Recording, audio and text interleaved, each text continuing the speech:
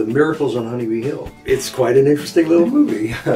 I had this thought about doing something new, something different, saying something about what's happening in contemporary society, contemporary culture, and especially about a specific issue that I think is the sort of the civil rights issues of our time. But I wanted to do it in a way that hadn't been done before, and I wanted to do it in a surprising way. And I just couldn't think of anything. And as I was sitting in, I was just at home, sitting in a chair, thinking like, how am I going to do that? And then I said, kids. Kids. Nobody's ever used kids before.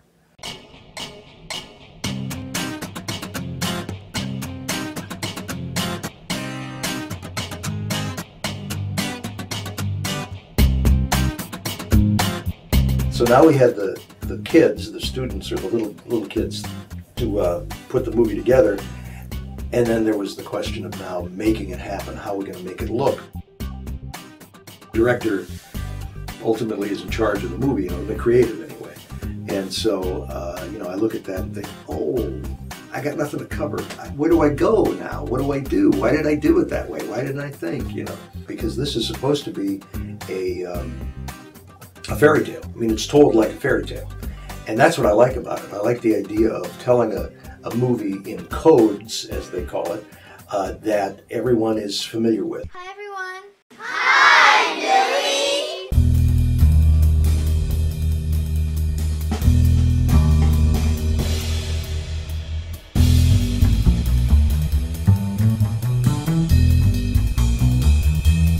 It was in post where I thought, oh gee, I don't know if we're ever going to get this done, because there's so much the blue and green screen and compositing in it. That's the big problem in it.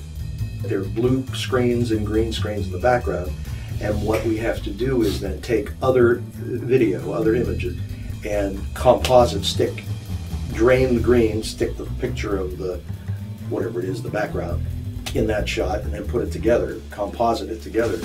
And that is what's giving us so much trouble and taking so much time.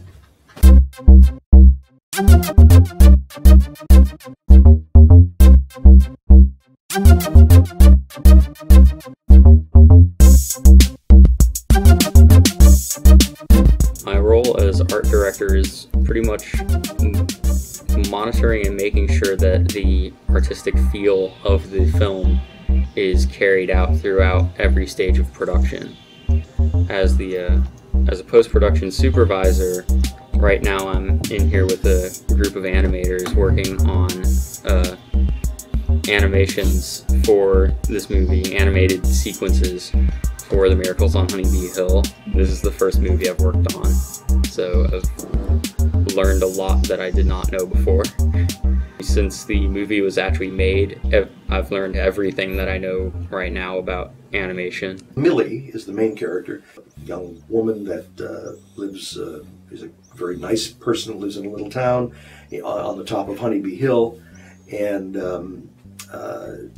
she's the sort of the hero or heroine of the movie. Reverend Filch, who's the fellow that runs the church, and then there's a couple of church members, Mr. Peterson, who's a bald-headed fellow and combs his hair this way, you know, and Mrs. Huggaprug, who's the lady that plays the organ in the church, Ed, who is Millie's betrothed.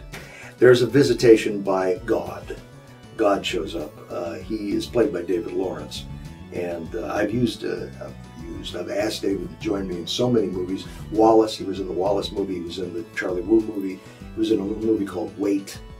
And when I thought of this character, I thought, oh, I got to ask Dave to see if he'd be interested. And he read the script and he loved it, and he said sure. So he flew in from LA for a couple of days and he played God for us. Right. It's in the book.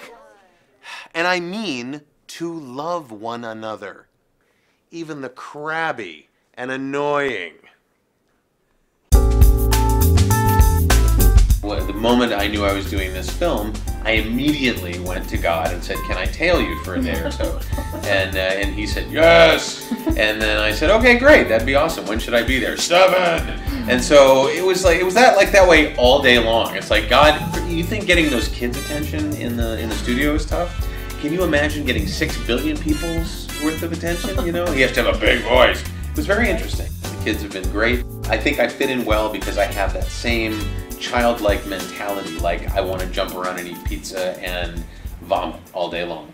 I'm getting married, and I wanted you all to meet my true love. Where's the lucky fiancé, Millie? Why, right here. I want you to meet my friend, my love, my fiancé. Audiences have to deal with is the fact that we're dealing with kids, you know, little kids, innocent little kids, in a definite love story, not a sex story, not any other kind of story. It's about loving each other.